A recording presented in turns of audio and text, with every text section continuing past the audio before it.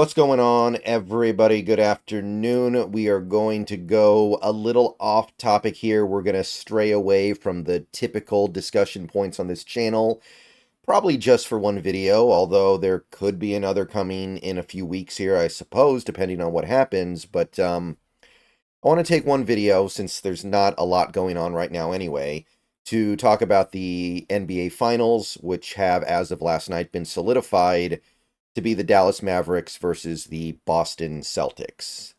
Now, I don't talk about it very much here on YouTube, but it has come up before.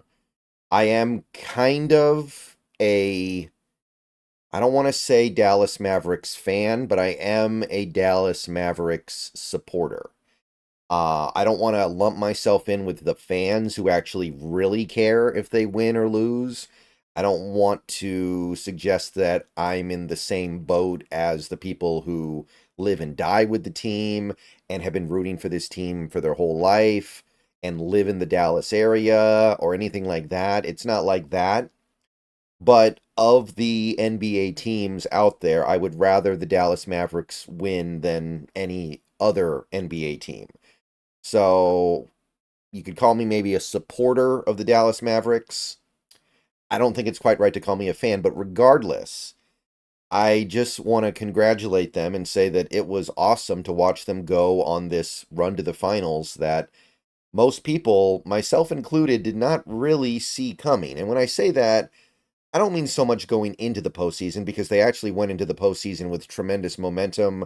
I think they went 15-2 over one stretch before resting starters. But the way this team was put together, where they get Kyrie, and you're just trying to think about him and Luka together, and it's like, how is that going to work? How are Luka and Kyrie going to play together? And at first, it works a little bit. Occasionally, it doesn't work. It's up and down. It's like, yeah, that's the Luka Kyrie experience. It's going to be inconsistent. It's going to be frustrating, and maybe they'll catch fire at the right time. Well, I think this goes beyond catching fire at the right time. They just work together really well. They have found a way to make this work brilliantly. So Luka and Kyrie has come together better than I think any reasonable person could have expected. Jason Kidd, I thought he was an atrocious coach in Brooklyn years ago, and I didn't think he had radically changed from that coming to Dallas. But this year, you've seen significant strides from him, where he has learned, he has gotten better, and he actually has this team moving along the right path now. And look at where they are.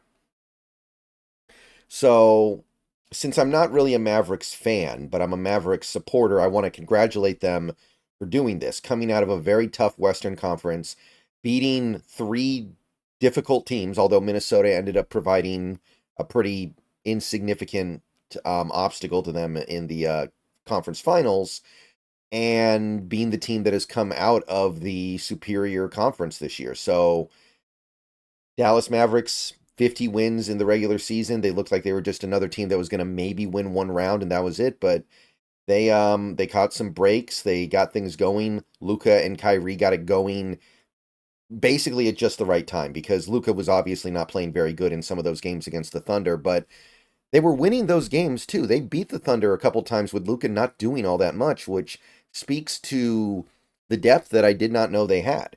They have other guys on that team that can really do things beyond what I was expecting, like PJ Washington. Although he hasn't been so great lately, he came up big with some of those corner threes, and you're seeing good things from a guy like Gafford. That was a draft pick that I actually really liked, but I didn't think it was going to work out to this extent this quickly. I didn't think he was going to be an impact player to this extent. Derek Lively, of course, has also been pretty awesome over these playoffs.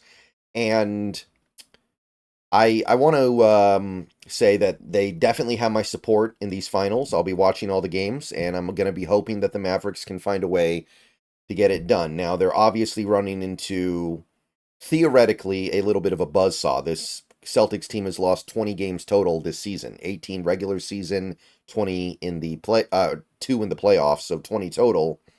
And they've also been very, very hard to beat at home. Although actually they've lost their 2 playoff losses have been at home, so figure that one out. But um, I feel like there's an opportunity here for Dallas to surprise. I think that they have the best player in this series. Luka is playing significantly better than any player on Boston right now. And I that is often the deciding factor in these NBA playoff series.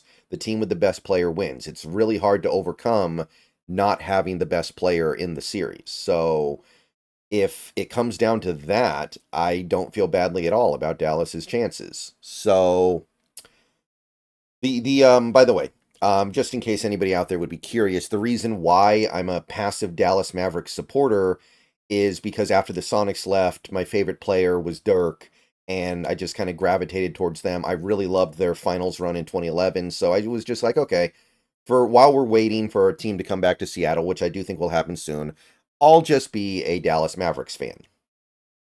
And obviously, since that finals run in 2011, it hasn't been great, but it's still been a team that I've always kind of hoped good things would happen. They caught a tremendous break when multiple teams were completely idiotic in evaluating how good Luka was going to be in the NBA and being able to get him despite not having a top pick. And that's obviously been the crux of their ability to do what they're doing right now.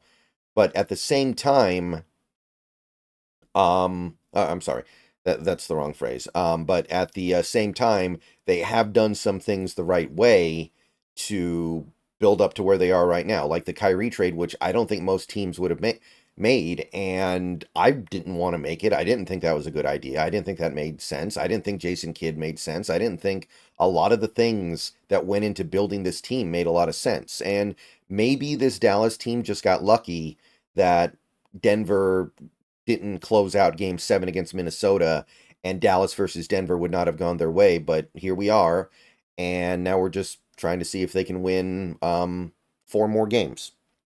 So congratulations, Dallas. They've got my support. If they win, I'll probably make another video.